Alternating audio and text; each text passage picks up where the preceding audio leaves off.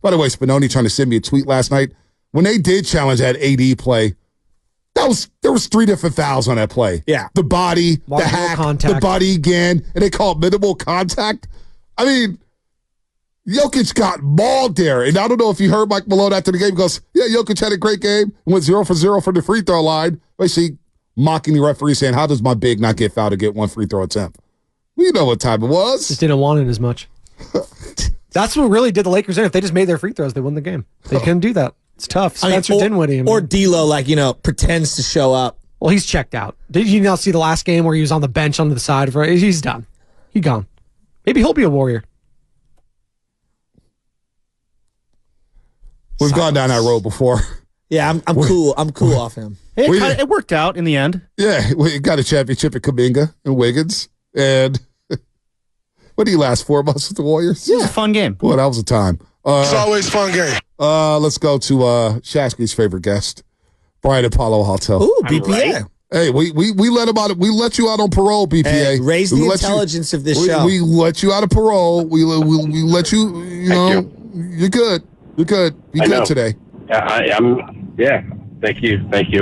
I'm staying calm, in control, and reasonable. So look, the narrative sort of coming out on sort of the Warriors' stance. I don't know how accurate it is, by the way, but it's coming from people that claim to be Warriors insiders. It's sort of it's over. Let's just kind of run back the nostalgia play and not embarrass ourselves, right? That's literally been written by Kawakami and others. That's the new strategy. That's the new light years strategy. Let's not embarrass ourselves. And so I think it'd be a good idea for Lacob to come out, and state what the plan is or the mission, because that does not sound like him. I can't imagine that Joe Lacob is saying, let's quit and just not, fall on our face and embarrass ourselves, right? And let's die with dignity. I can't imagine that. And so I looked at their cap position, and if you take CP3 and Looney out, neither of which are guaranteed contracts, they don't have to pay them a dime, as far as I know. They only have $132 million committed from a cap standpoint next year, right? If Clay walks, yes. Yes. Okay, got it. But I think the first apron's 172, the second apron's 190. They're in a lot better position than any other contending team from a cap standpoint. They do have assets. They do have draft picks.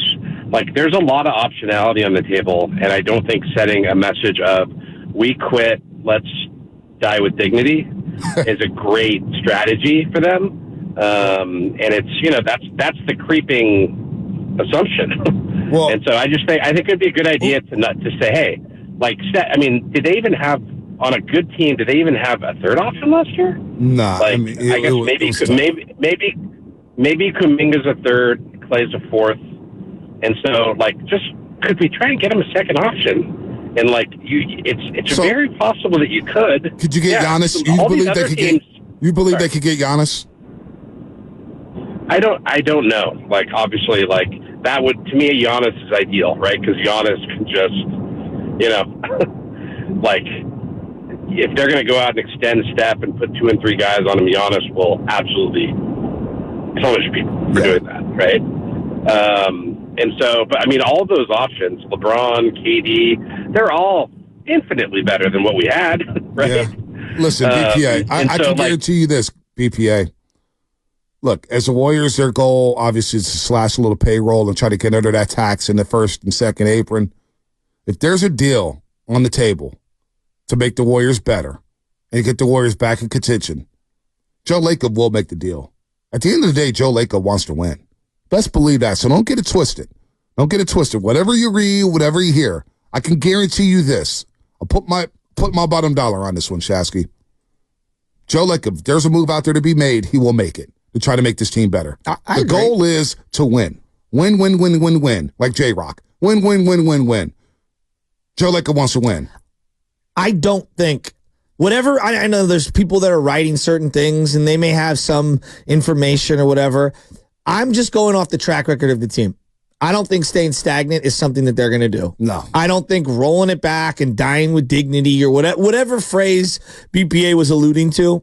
And I'm not mad at BPA because I get it. I read the same things he's reading, and I'm kind of roll my eyes at some of that stuff. That's just not how they operate. No. That's not how they operate. And I think this last year was the nostalgia tour to see if they could grasp it, and they earned the right to run it back. And they've only lost one time in the Western Conference to that point. And well, now it's 2 times. You've been fully healthy 2 times, and you're older. They know the Warriors aren't dumb. Now, it takes 2 to tango. There might not be a trade out there that they can execute. There just might not be something out there. Well, now, that's a totally different conversation. And if that's the case, you and I have kind of kicked this around, and that's where maybe, shredding for the wedding might come up. Meaning, let's lose some LBs. Wow. I could use a few. I could do that as well. Use a few more LBs. But you know what? That leaves me to Kuminga. Okay. Because I'm watching Anthony Edwards at 22 years old. Wemby's coming. All right. The Thunder are all 25 and under. They're mature. They're balling. Do you believe Kuminga can have that type of impact next year on a playoff team? No. And if you don't believe that, then you're obviously willing to trade him. One of your young assets to try to get better. That's it. Because when I'm watching these playoffs, and I'm watching Brunson and the Knicks, and I know he's a little older and he's got a lot more seasoning. Obviously played at Villanova and played with the Mavericks, going to a Western Conference final. Now he's a Knicks lead dog. But I'm watching Anthony Edwards, and I'm watching the young T-Wolves. And then I'm watching Booker, who's still a young player. I'm watching, OKC do their thing. And you got Luka Doncic in Dallas. And you got De'Aaron Fox up there in Sacramento.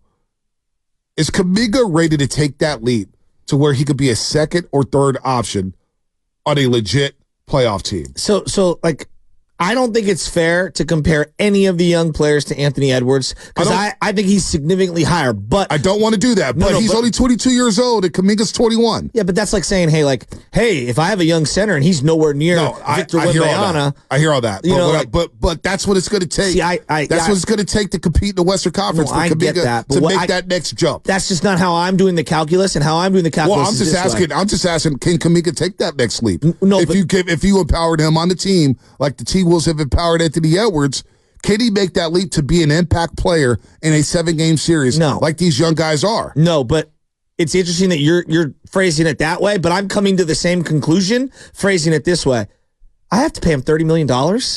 I'm not ready to pay him $30 million. I don't think he's earned $30 million, and I don't think I'm comfortable with giving him a $30 million multi-year deal moving forward. Well, so I think we're both saying the same exact thing. We are. Because when I think of a young player like Anthony Edwards, I can't pay him enough. I'm not looking at it financially because the financials will take care of itself. Yeah, but you have to make that decision before October 20th. No doubt, but that's part of the decision is can he make that leap? Because if he could make that leap, if your answer was yes, he can have an impact like those young players right now in the playoffs, then the $30 million is it's a no-brainer. It's go ahead, give him the $30 million because I'm banking on him to be an impact player deep into the playoffs in a 7-game series.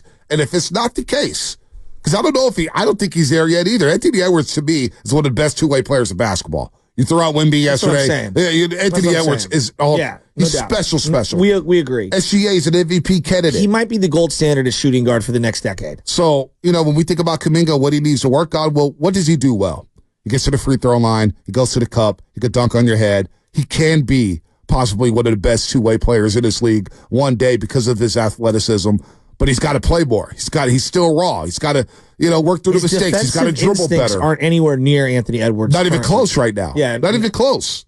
So, I just think it's unfair to compare all these young guys. I'm not trying to compare him. No, but I see the trajectory you're going for. What I'm saying is, if we're talking about Steph, and we're talking about the Warriors, and we have a Kuminga, do we believe Kuminga? Because a lot of people claim, hey, let Kuminga play. Hey, Kuminga had a very good season. Very good season. We averaged 20 from January 5th. Look, I want to keep him, but Bonte, he's your best trade piece in terms of stapling him to something that's undesirable. That's their assets. And I was listening to people talk about their assets. Their assets are flexibility. That's their flexibility. asset. Flexibility. They don't have Zion's an asset because everyone in the league would take him, and you get a zillion draft picks for him. To me, Kuminga's a sweetener. That's the way I look at it. You have a deal. and you staple Kuminga to the deal to sweeten the package to have someone accept. So I'm looking at Kuminga's 20 a game. I'm looking at his impact offensively, what he could do offensively. Can he create for others? Needs to work on that. Can he rebound? Well, he got better at rebounding. Can he be a really good defender? On-ball defender? I think he's solid as an all-ball defender. Got to get better weak side when you got to switch and communicate, play drop coverage. There's a lot of work that needs to be done there. But I'm saying that's where it comes to, what do you do if you're going to go to State Warriors? Do you actually have to package Kuminga to get better? Yes. You may have to. I think you have to. You may have to. I'm coming to that conclusion. I'm the biggest Kuminga fan out there. I don't want to trade him. But I think But you want to maximize Stephen, because this is what it's about. You have to maximize the best player in your franchise's history, Stephen Curry. How do you build a team around Stephen Curry that catapult him back to now? He may never be back in that championship window with this team or with this organization. Top 5.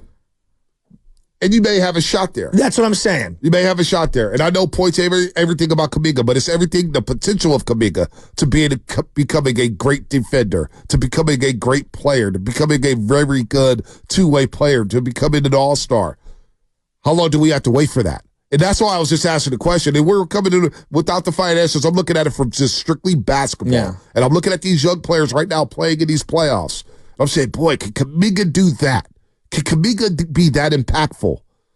I think for games he can, for stretches he can, but consistently, I don't know yet. How many teams right now in the league are taking Anthony Edwards as their franchise player? Oh, there's a lot. There's a lot. 20? But when I'm looking at these teams, though. Franchise player. I'm looking at these teams, though. When you look at Denver, right? Michael Porter Jr., Aaron Gordon, obviously Jokic, KCP.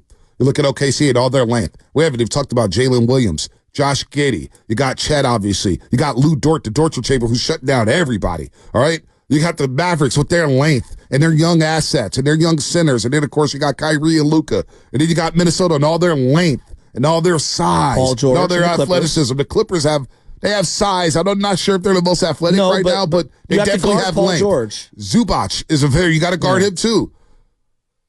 That's why I'm hesitant to move Kuminga, because he's one of my guys who could play, who's long on the wings. Yes, but if you keep him, again, you're going to have to pay him. But no doubt. But if you trade him, you best get some size and some length. That I agree with. You can't get smaller. You can't get older and unathletic. But this is kind of like, right now, it feels like a fork in the road situation for the Warriors. It's either we're shredding for the wedding, as in us trying to marry ourselves to another young player down the line, or we're doubling down on old and we're gutting everything to get one other significant player and then retinker the rest of the roster on the fly. Yep. Like to me, it's one or the other. Standing stagnant is not an option. It's just not. I think we both agree with that. It's just it's Steph and a bunch of young guys and we hollow it out, or it's one last ride with Steph and one of these random guys that we think can be a 1A, 1B type of a player. And I don't think a Lauri Markkanen or a Miles Turner or a DeJounte, even Brandon Ingram, Zach, I don't think they're doing it. I don't even think KD's doing it. And I would love to get KD to come back. But I don't think he's good enough anymore. But it's a start. But also, you're realizing, these playoffs, yeah, you need your 2 stars, but you need the perfect pieces around them. Yeah, the ancillaries. You need your two-way players. Yes. You need your three-point shooters. You need your lockdown. Like Jaden McDaniels from Minnesota. The way he defended Booker in that series, unbelievable. Like McDaniels against Jamal Murray, covering him in this next series against the Denver Nuggets, I'm very intrigued. But they also have Nikhil Walker-Alexander. You got slow-mo, Kyle Anderson, who's long. I like long. He's 6'9", and he can control the ball. He gets a lot of timely rebounds. Not to mention Naz Reid, who can step out and hit the three. And 6 man of the year. Blow by you and dunk on your head, and then play defense. So that's why I would be hesitant to trade Kuminga, because I'm like, man, well, if I do that, I'm probably losing Chris Paul. I don't think anybody thinks Chris Paul is staying around. Klay Thompson, who the hell knows what he does? It feels like you're losing Chris Paul for nothing. Probably. Which means that the Jordan Poole trade and the development of him netted you nothing. Maybe you pick up the option and then trade him. And, I don't know what you can do there. I don't know what you can do there. We're talking about the Warriors offseason, gentlemen. Slide this in real quick. Brian Windhorst obviously tied to LeBron throughout his entire career. On Get Up this morning, quote, "I think LeBron intends to opt out of his contract and become a free agent for the first time since 2018. So Wendy there, probably going to opt out. Shams Charania reporting of The Athletic, saying that LeBron is looking to play 2 more years in the NBA, and that the Lakers are very interested in drafting Bronny James, LeBron James' son. If that means LeBron stays a Laker, they're also willing to give him whatever money and contract length he wants. A team to watch for LeBron James. Now, I'm not going to mention his name. Because I know he's tapped in. But watch out for the Dallas Mavericks when it comes to LeBron James. Really? Yeah. Why? J. Kidd. He respects the hell out of Jason Kidd. Team USA. Another chance to play with Kyrie. There was rumors about them. Kidd was the assistant coach when they won the chip with the Lakers. Yep, he was. Sure was. It's a good call. Good call. Kyrie's there. They've got the log. They've made up for each other. Luka would be interesting with LeBron. Sorry, Monte. Coffee grinds went down my throat. It is not good. It's all good. I'm over here dying on air on YouTube. It's all good. I can talk. Man, LeBron and Luka, imagine those complaints to the ref. Somebody can Luka. Shasky just saw that Yaz was bad at cleanup, so he choked out a coffee cup. Choking like Wiggins. He just saw that Clippers trailer. He's doing his best Doc Rivers impression right there. Oof. Last game for him today in Milwaukee, huh? Last game for him. So there's going to be a lot of movement. Is Doc done? Are we done with Doc? Are we done going down that rabbit hole? Think about that. I'm just thinking about Kuminga and Moody. What is there to think about? It's just... They've just completed their 3rd years in the NBA, 3rd seasons, and they got drafted to a championship core, which isn't easy at all. And it's not easy to get playing time. Kuminga got playing time, and we still don't know who Moses Moody is as an NBA player. I think we have an idea who he is, but really don't know. It would be ironic, almost sweet poetry, if they, play this game with me. They get LeBron.